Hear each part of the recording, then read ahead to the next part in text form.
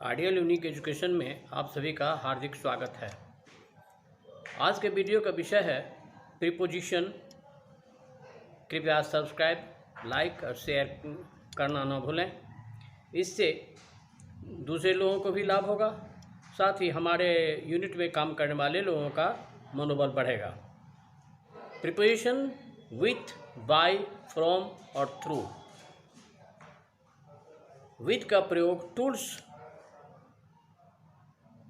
या औजार, वस्तु जिसके सहारे हम काम करते हैं उसके साथ प्रयोग होता है। जैसे carpenter cuts wood with an axe, he writes with gel pen. अब बाई की यदि बात करें तो बाई का प्रयोग यातायात के साधनों या सब्जेक्ट कर्ता के साथ प्रयोग होता है। जैसे his grandfather went Mumbai by Kalika express. By के बदले इन लगाने पर आर्टिकल का प्रयोग हो जाता है। जैसे his grandfather went to Mumbai in the Kalika mail.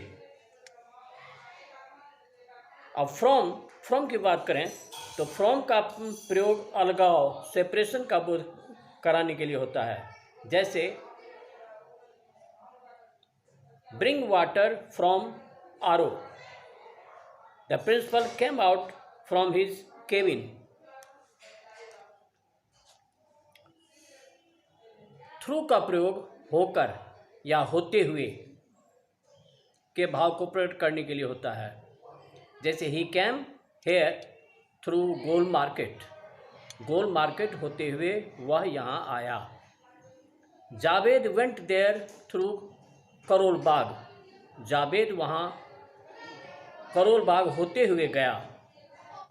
अब विथ का प्रयोग कुछ अलग भी होता है जो कंफ्यूज पैदा करता है।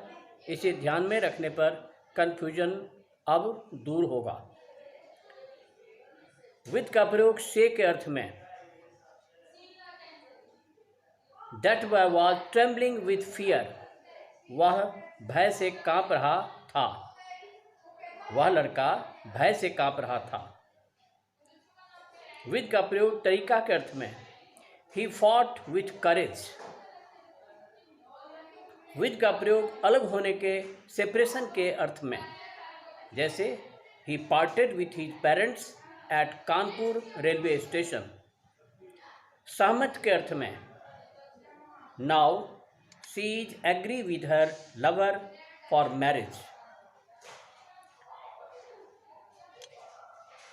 विथ का प्रयोग गुण दर्शाने के लिए।